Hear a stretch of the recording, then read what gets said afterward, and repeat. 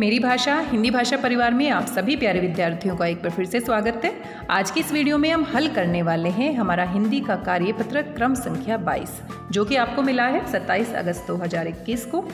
और ये हमारा सूरदास के पद पाठ से संबंधित है। यहाँ पर एक पद दिया गया है, पद को हमें अच्छे से पढ़ना है, समझना है इसकी व्याख्या और भाव को, और उसी के आधार पर हमें प्रश्नों को हल करना है। तो ये हमारा पठित पद्यांश है, और पठित पद्यांश से आपकी जो परीक्षा होने वाली है वहाँ पर आपको कुल 7 अंक के प्रश्न पूछे जाएंगे, जो पहले सेमेस्टर की परीक्षा होने वाली है। तो वहाँ पर भी आपको एक पद्यांश दिया जाएगा, वहाँ से आपको बहुवैकल्पिक प्रश्नों के उत्तर देने हैं, और साथ में जो पाठ है और जो कविताएं हैं वहाँ से भी कुछ बहुवैकल्पिक प्रश्न पूछे जाएंगे। आइए सबसे पहले हमारे पद को पढ़ लेते हैं। ये आप देख सकते हैं, यहाँ पर हमारा पद दिया गया है और साथ में कुछ प्रश्न दिए गए हैं, और साथ में इस पद का भावार्थ भी यहाँ पर समझाया गया है और एक गतिविधि भी दी गई है। तो आइए सबसे पहले अपने पद को पढ़ लेते हैं। आप अच्छे से समझ जाएंगे क्योंकि पहले ही इस पाठ को आप पढ़ चुके हैं। मन की मन ही मांझ रही, कहिए जाय कौन पे उद्धो, नाही परत कही। अवधि आधार आस आवन की, तन मन बिथा सही। अबिन जोग संदेशनी सुनी सुनी, बिरहनी बिरह दही। चाहती हुती गुहारी जिथी ते, उत्ते धार बही। सूरदास अब धीर दरही क्यों, मर्यादा ने लही। तो यहाँ पर गोपियाँ कहती हैं, उद्धव से गोपियाँ कहती हैं, क्योंकि सूरदास के पद में भ्रमर गीत से ये हमारा पूरा का पूरा पाठ संकलित है, वहीं से लिया गया है। और यहाँ पर गोपियों और उद्धव के बीच में संवाद दिखाया गया है। तो यहाँ पर गोपियाँ अपने मन की पीड़ा को, अपने मन की व्यथा को उद्धव के सामने कहती हैं, भ्रमर को लक्षित करते हुए, भ्रमर के माध्यम से व्यंग करते हुए कहती हैं, और साथ में अपने मन की बात को, अपने मन की पीड़ा को भी साझा करती हैं। मन की मन ही मांझ रही, मांझ रहना यानी कि मन के अंदर ही रहना। गोपियाँ कहती हैं, हे उद्धव, हमारे मन की जो बातें थी, जिसे हम श्री कृष्ण के सामने कहना चाहते थे, वो हमारे मन की मन में ही रह गई, क्योंकि वो तो हमसे मिलने नहीं आए हैं, बल्कि आपको यहाँ पर हमारे सामने भेज दिया है योग का संदेश समझाने के लिए। कहिए जाय कौन पे उद्धो, उद्धो संबोधन किया गया है, हे उद्धो। कहिए मतलब कहें, जाय मतलब जाकर, कौन यानी किससे कहें, किससे हम अपने मन की व्यथा को कहें। ना ही परत कही, हमसे कही नहीं जाती है, क्योंकि हम तो भगवान श्री कृष्ण को ये सारी बातें कहना चाहते थे, अपनी मन की पीड़ा को कहना चाहते थे, लेकिन वो तो आए ही नहीं। अवधि आधार आस आवन की, जो अवधि उन्होंने दी थी, जो समय उन्होंने हमें दिया था कि कुछ समय के बाद वो हमसे मिलने आएंगे, तो अवधि आधार, आधार यानी आधार मानकर, आस यानी कि आशा या उम्मीद, आवन की यानी उनके आने की, उनके आने की जो आशा थी, जो आधार था, उसको हम अपनी उम्मीद मानकर, उसी उम्मीद पर हम जी रहे थे। तन मन बिथा सही, और तन और मन की जो बिथा है, बिथा यानी कि व्यथा यानी कि पीड़ा, जो दुख है, उसको हम सहन कर रहे थे।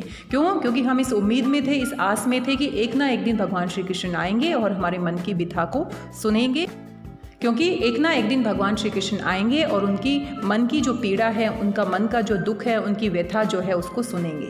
अब इन योग संदेशनी सुनी सुनी, लेकिन उन्होंने तो योग संदेश को देकर उद्धव को हमारे सामने भेज दिया है। तो अब उनके जो योग संदेश हैं, ये जो योग साधना के, निर्गुण भक्ति के जो संदेश हैं, वो सुन सुनकर बिरहनी बिरह दही, बिरहनी यानी वियोगिनी, जो वियोग में है, और बिरहनी यहाँ पर कौन है, वियोगिनी यहाँ पर कौन है, गोपियाँ, जो भगवान श्री कृष्ण के वियोग में है।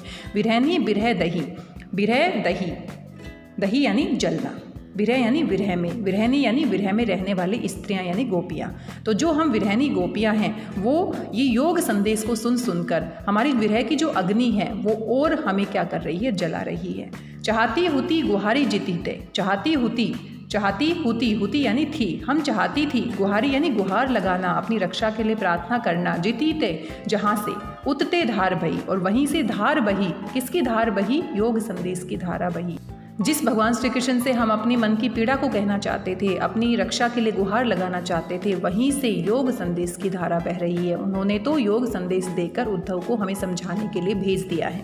सूरदास अब धीर दरही क्यों, और सूरदास जी कहते हैं गोपियों के माध्यम से कि अब हम धीर यानी धैर्य को, धरही यानी कि धारण करें, क्यों करें, अब हम धैर्य को क्यों धारण करें। मर्यादा ने लही, उन्होंने किसी प्रकार की मर्यादा नहीं रखी है। उन्होंने अपने वचन की जो आने की, जो उन्होंने हमें आस दी थी, आने की जो अवधि बताई थी, उसकी मर्यादा नहीं रखी है।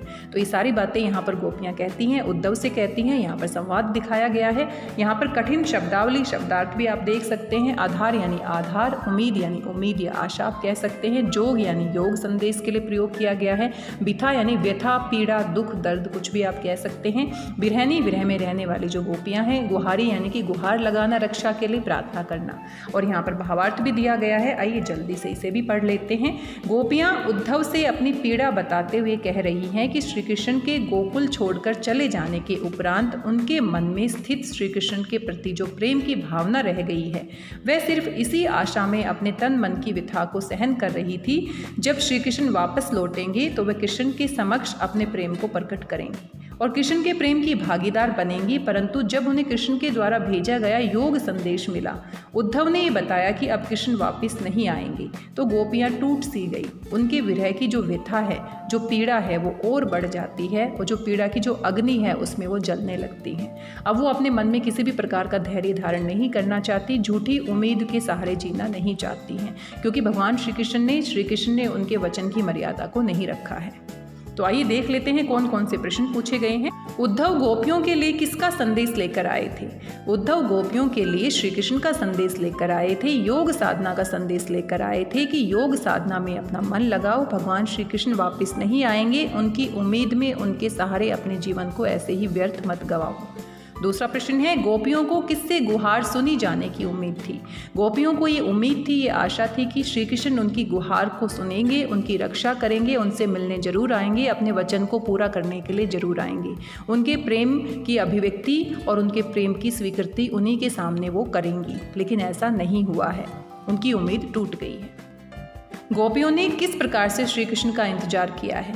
गोपियों ने उनके आने के इंतजार में और उसको अपनी उम्मीद और आधार बनाकर एक ना एक दिन वो अवश्य आएंगे, अपने तन और मन की व्यथा को सहा है।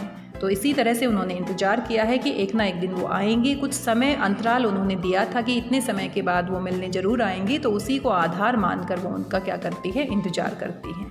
संदेशनी सुनी सुनी में कौन सा अलंकार प्रयुक्त हुआ है? संदेशनी सुनी सुनी, यहाँ पर सवर्ण की आवर्ती के कारण अनुप्रास अलंकार का प्रयोग किया गया है। प्रश्न संख्या 5 है, पद में ई प्रत्यय से बने शब्दों को ढूंढकर लिखिए। ई प्रत्यय की सहायता से कौन कौन से शब्द यहाँ पर प्रयोग किए गए हैं उनको ढूंढकर हमें लिखना है।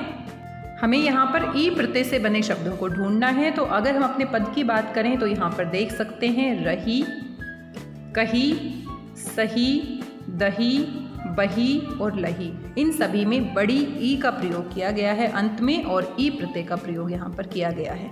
तो इनमें से कोई भी शब्द आप लिख सकते हैं। आप सही लिख सकते हैं, दही लिख सकते हैं, बही लिख सकते हैं, लही लिख सकते हैं। इसके अलावा ऐसा कोई और शब्द नहीं है जहाँ पर ई प्रत्यय का प्रयोग किया गया हो। तो इस प्रश्न के उत्तर में आप इन शब्दों को लिखेंगे। पद में ई प्रत्यय से बने, कौन सी ई है? बड़ी ई प्रत्यय से बने शब्दों को ढूंढकर लिखिए। साथ में एक गतिविधि दी गई है, सूरदास जी के जीवन से जुड़ी कुछ घटनाओं को पोस्टर के माध्यम से प्रदर्शित कीजिए। तो इस गतिविधि को आप पूरा कर सकते हैं। आप एक पोस्टर बना सकते हैं जिसमें सूरदास जी का चित्र बना सकते हैं, या चित्र को आप चिपका भी सकते हैं।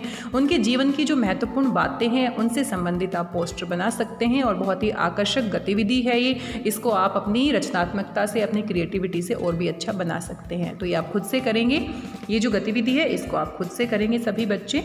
और आज के इस कार्यपत्रक में कुल इतने ही प्रश्न थे। सभी बड़े आसान थे क्योंकि पाठ हम पहले ही पढ़ चुके हैं। इनको आप अच्छे से पूरा कर लेंगे। आशा करती हूँ सभी प्रश्न आपको समझ में आ गए होंगे।